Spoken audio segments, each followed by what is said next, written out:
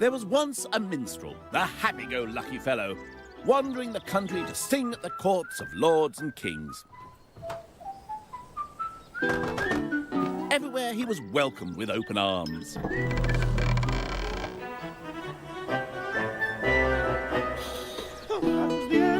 is the end of my story. Strumming his lute and spinning his tales of romance and daring-do, he'd charm the ladies and then move on. Oh, what a life. Yes, nice life. Except, of course, it wasn't like that at all. Showbiz was just as fickle in the Middle Ages as it is today. The tastes of audiences just as likely to change. And then, as now, behind the entertainment, there was often a political agenda. In fact, being a minstrel or a court poet was often downright dangerous. Especially when performing in front of a hostile audience, or even worse, a hostile army, as in the case of the Norman minstrel Taillefer. Oh, Taillefer is my name, and singing is my game. And if you want to know what a minstrel's for, here's how I got to start a war. It's a story of one of the greatest acts of bravado of all time. Well, one of the daftest acts of bravado, if you ask me. And it took place in that field over there, 1066, at the Battle of Hastings. King Harold and his 7,000 English troops are packed behind their shield wall up on that ridge there, where Battle Abbey now stands. Duke William and his Normans are lined up in equal numbers further down the slope over there. It looks like the English have got the advantage. And for a moment, it seems as if the Normans have got last-minute nerves. Nobody wants to be the first to charge. But then suddenly a figure rides out of the Norman lines. But it's not Duke William. It's not even a soldier. It's the minstrel Taillefer. And he starts riding straight to the English lines, performing a juggling act with his sword and lance. Well, the English stand there, enjoying the show, until Taillefer gets to the point where he hurls his spear at one of the English soldiers and kills him. And then all hell breaks loose. The French charge, and the rest is extremely well-known history.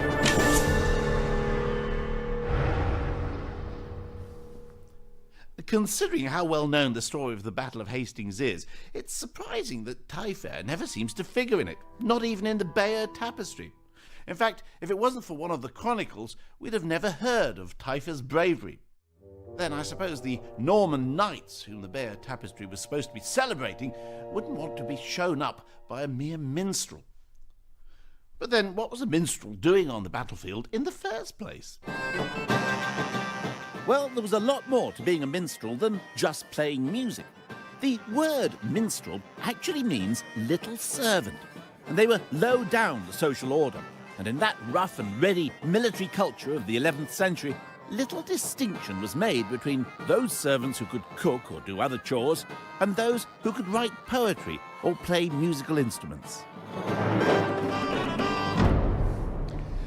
These were not particularly sophisticated courts. The warlords who ran them placed little value on fancy stuff like the arts and entertainments.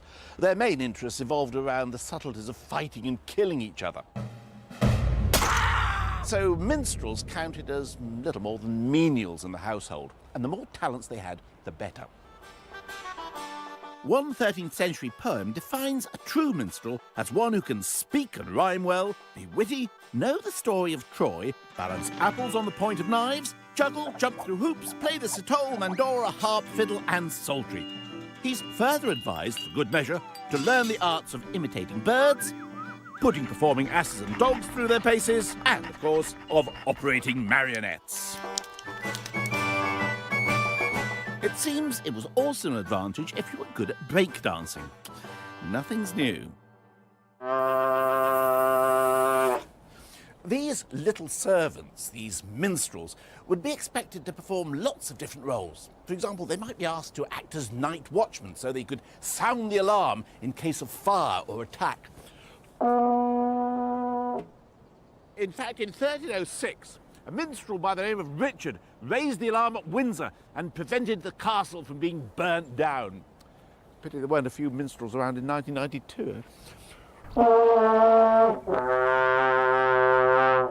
Servants who could blow a trumpet would also have been vital amidst the cacophony of battle, to rally the troops or cheer them on. Away from the battlefield, these same servants provided the entertainment, though with rather a restricted repertoire. You see, the warriors and warlords of the 11th century weren't particularly interested in stories of teenage love, or stories about how someone who, despite appalling handicaps, manages to become a concert pianist. What they wanted was stories about men like themselves killing other men, like the ones they killed that morning, preferably with lots of gory details and swaggering about. These were called chansons de geste, or songs of great deeds.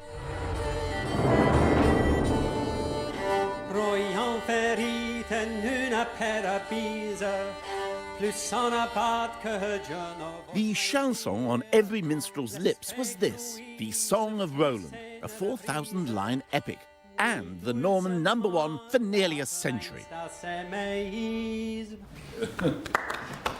So that's kind of the Norman top of the pops, is it? Well, it's a sort of big ballad that you'd have heard in the early 12th century. It would have been very popular. It's the most popular of the chansons de geste. I mean, any love element there? No, it's an environment where love had very little place. It's a kind of boys' culture, is it? Yeah, I think it's been referred to as the sort of buddy movie mentality where the lads get together, they do what they have to do, and if there's any women there, they're very peripheral.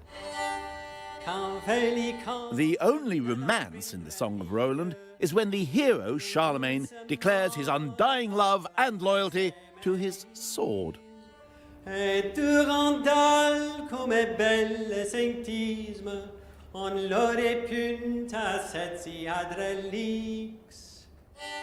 a lovely song, and there's another 3,554 lines to go. And he certainly knew how to get value out of their minstrels. So why do they stick minstrels up in the galleries like that? Well, there are two reasons for it, really. There was obviously an acoustical reason for it. The sound would carry better. But there was also another reason. In the court, you invite musicians in who are of a lower caste. You don't really want them to be hobnobbing with you, so you keep them away. So it's a sort of hierarchical and a spatial removal of the lower caste. Yeah, absolutely.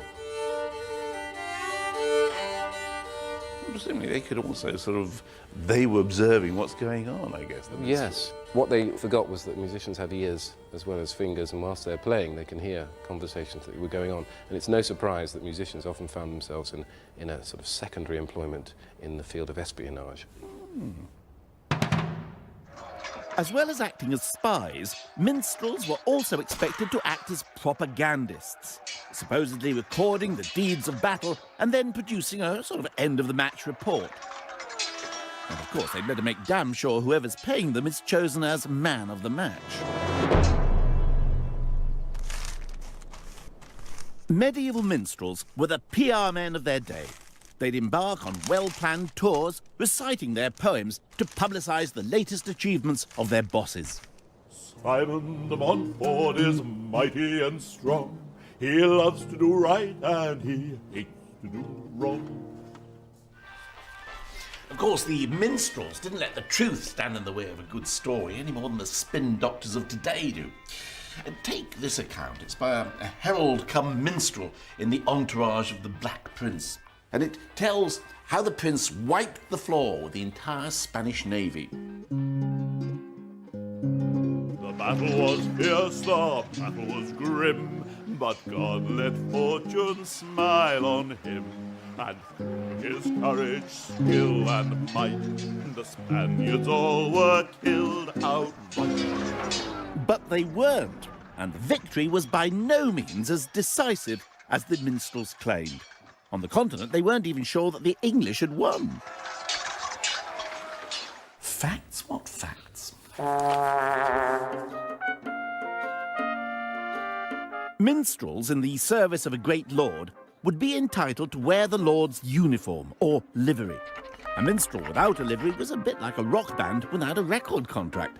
Livery indicated a minstrel had both status and a regular income. Of course, when he wasn't entertaining his own master, it was all the easier to get those classy gigs. Mark you, the entertainment these great lords demanded was reassuringly down market, even in the royal courts. Henry II's favourite minstrel, for example, went by the name of Roland le Péteur.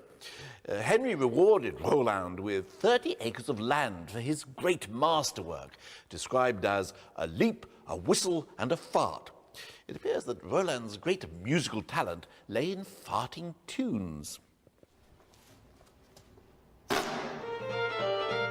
These were not highbrow entertainers. Have a look at what's going on here. Everyone's looking at everyone else. These guys are looking at these guys, and they're looking at the king, who's counting down 1, 2, 3, wait for it.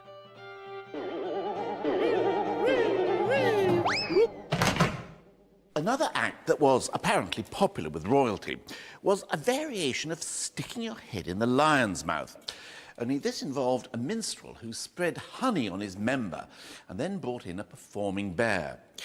What the bear actually performed isn't mentioned, but I bet it doesn't figure in Winnie the Pooh.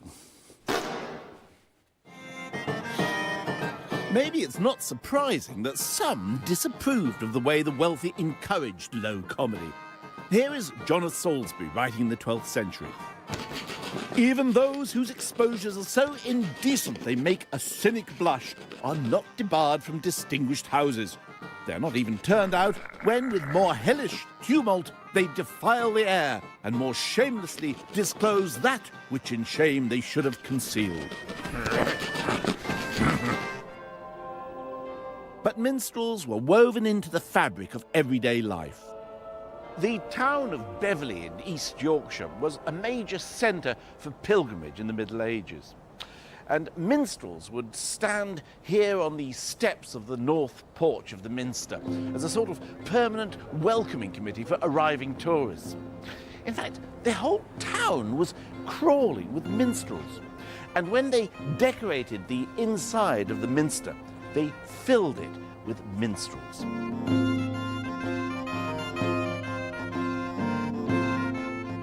The Beverley figures offer us a unique glimpse into the world of the medieval minstrel. Here we come face to face with musicians whose humble lives went otherwise unrecorded.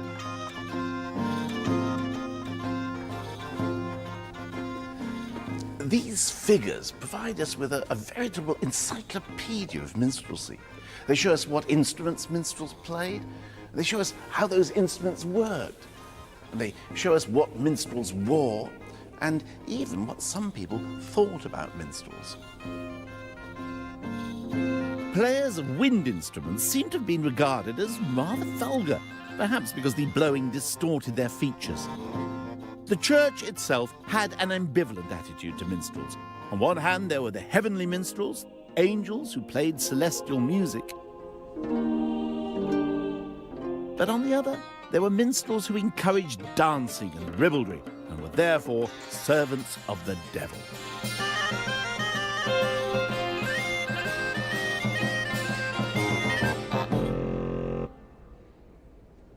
In England, the fortunes of the minstrels probably reached their zenith in the reign of Edward II. Edward, whose father tended to be away rather a lot, was brought up by a nanny whose other job just happened to be a court minstrel. Maybe this explains why Edward grew up as one of the biggest fans minstrels ever had. I went to the Public Records Office to riffle through some 600-year-old documents in search of evidence of Edward's minstrel craze. Here, for example, is the treasury roll for his coronation. So it's a list of expenses for the coronation.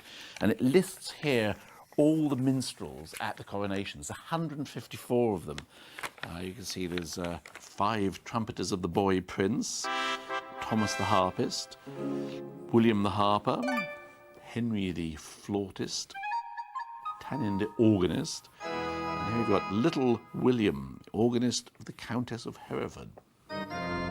Sounds all very lavish, but conventional. But then the coronation was a state occasion. In private, however, it seems that Edward enjoyed something a little more spicy. This is the wardrobe account in which all the king's personal expenditure was kept. Here we can see on the anniversary of the death of Piers Gaveston, his intimate friend and perhaps lover, he employed a certain Bernard the Fool and his 54 naked dancers. While the English nobility were still getting their kicks out of stories about who killed who and how far their brains were spread around in the process, down in the south of France, a new kind of song was evolving. It was subtle, sophisticated, and sexy. The pioneer of this new style of poetry was not a professional musician. He was an aristocrat, the gloriously randy Duke William IX of Aquitaine, and his palace was here in Poitiers.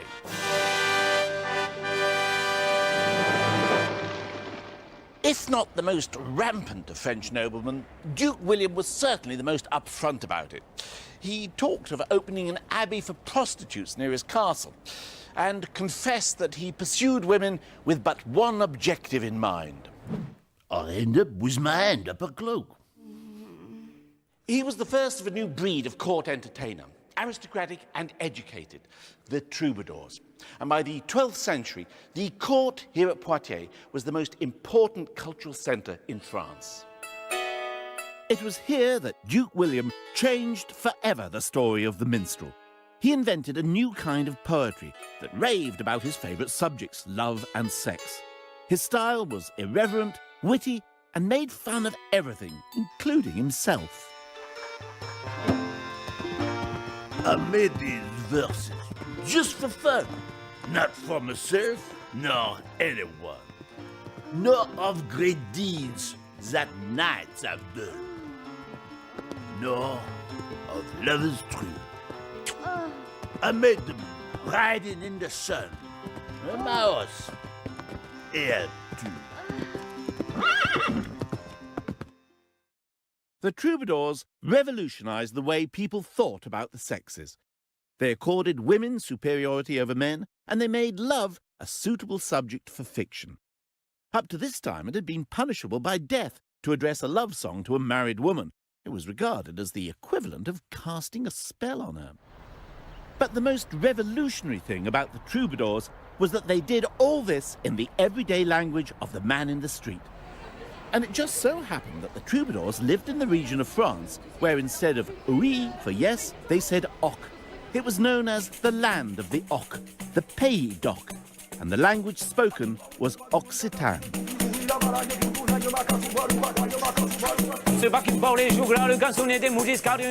The French rap artists, les fabulous troubadours, inspired by these medieval poets, are spearheading a revival in Occitan poetry.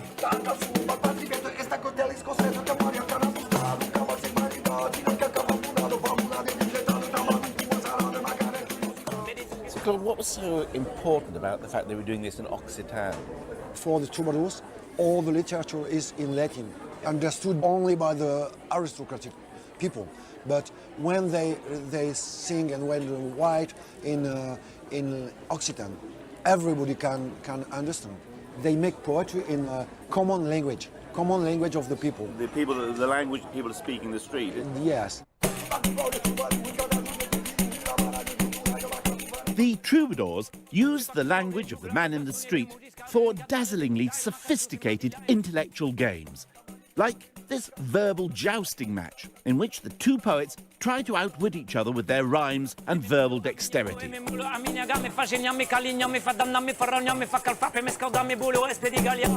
The sophistication of the writing is very important, and the sophistication of the music also is very important for this period.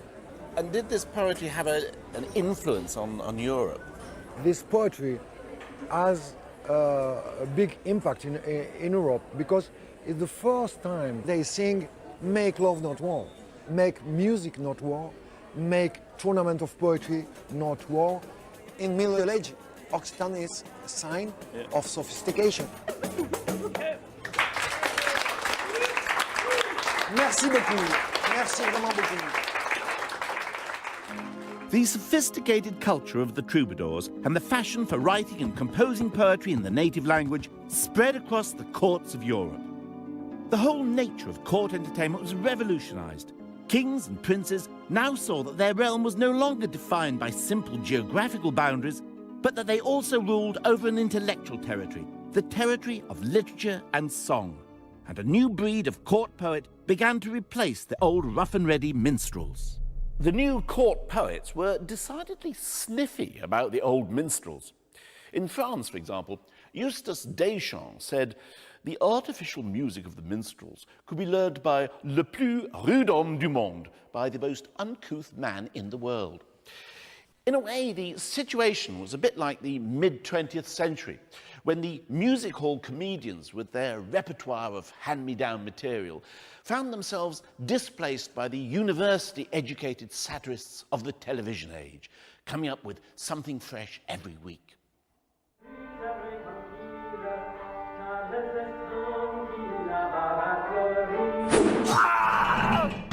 The English court finally caught up with the rest of Europe during the reign of Richard II. And the star of Richard's court was the greatest of medieval English poets, Geoffrey Chaucer. Chaucer helped to put Richard's court on a par with the great sophisticated courts of France and Italy. In one of his poems, he describes how a goddess commands him to finish his book and then give it to Richard's Queen Anne. "Go now thy way, and when this book is made, give it the Queen, on my behalf, at Eltham or at Sheen."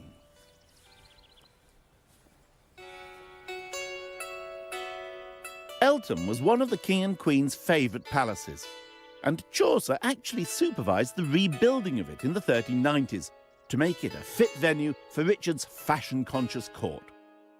Ironically, it has itself become a victim of fashion, having had an Art Deco makeover at the start of the last century. Only one room gives any idea of its medieval past. The Great Hall here at Eltham dates from the 1470s. Richard II's hall would have been smaller. But nonetheless, it must have been here, on this very spot, that Geoffrey Chaucer would have read out for the first time many of his famous poems to the king and his court, just as he is in this 15th century painting. To be present when poets like this read out from their latest work must have been a hugely exciting experience, a sort of medieval equivalent of attending a movie premiere. The old-style minstrels began to find they were no longer fashionable. They had to go down market. They did indeed become wandering minstrels, traipsing around the land in search of an audience. Adultery is wrong, fornication is wrong. Eking out a living in fairs and at street corners, wherever they could find a crowd. The upside was that they no longer had to fill the role of propagandists for rich patrons. In fact, quite the reverse. The unemployed minstrels could easily turn into sort of medieval Billy Braggs, sort of popular political agitators. I heard men on earth make much lamentation, how they are injured in their work. Do you remember that hit song from 1315 with that catchy title, The Evils of Taxation? You know, it was written after the Great Famine. And the writer complains that he's being taxed 10 times over, so he has to sell his seed corn, and he's going to end up a beggar. I can no longer live with my gleaning, yet there is more grievous cut to the bone. For every fourth penny must go to the king. Good years and corn are both gone. No one cares to listen to stories or sing songs. Well, I suppose when money's tight, no one's going to waste it on minstrels. The power of minstrels to spread dissent was something that couldn't be ignored. In Wales, for example, during the rebellion of Owen Glendower, minstrels were banned throughout the Principality. But even for the court poets, life could be precarious, as Chaucer may have found out to his cost. Richard's court seems to have encouraged a relaxed, easygoing intellectual atmosphere in which satire and lampoon were allowed to flourish. Chaucer took advantage of this to satirize the way the church had become commercialized in the 14th century. And it could be quite vicious satire. Try this for size. An angel takes a friar down to hell. And the friar looks around and says, "Oh, I can't see any friars around here. Does that mean we all go to heaven?" And the angel says, "Afraid not. There are plenty of friars around here." And he takes the friar to Satan and accosts Satan. "Hold up thy tail, thou Satanas," said he. "Show forth thine arse, and let the friar see where is the nest of friars in this place." And ere that half a furlong way of space, right so as bees come swarming from a hive, out of the devil's arse began to drive 20,000 friars in a rout, and throughout hell they swarmed all about, and came again as fast as they may gone, and in his arse they crept in every John. Chaucer may have felt safe writing this outrageous satire of the church in Richard II's court in the 1390s. But within a few years, that court was to be violently overthrown and Richard murdered. The whole political scene changed dramatically, and Chaucer was caught right in the middle of it.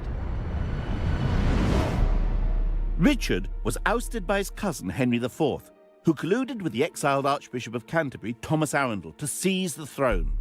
A religious crackdown ensued, with Arundel threatening to burn those who criticised the church, especially those who did so in plain English that any Tom, Dick or Harriet could understand. Chaucer must have felt he'd been caught with his pants down. Suddenly his carefree vernacular satire was political anathema. And this is where we come to one of the great unnoticed mysteries of history.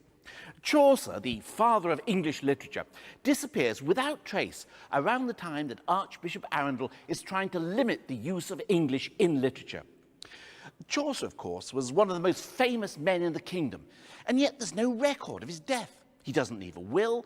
We don't even know when he died. All we have to go on is this now illegible inscription on this tomb that was put up over a century and a half after he disappeared. And that, as far as we know, never even contained his body. Isn't it odd that such an important man should have disappeared so completely? Could it be that he was deliberately disappeared? Of course, he could have just fallen off a ladder. We don't know. But the happy-go-lucky medieval entertainers of our imaginations don't seem to have been so happy-go-lucky after all. Literature had come a long way from the days of Taillefer to Chaucer. But one thing hadn't changed. Whether you were a minstrel of the 11th century or a sophisticated court poet of the 14th, it could be a dangerous business.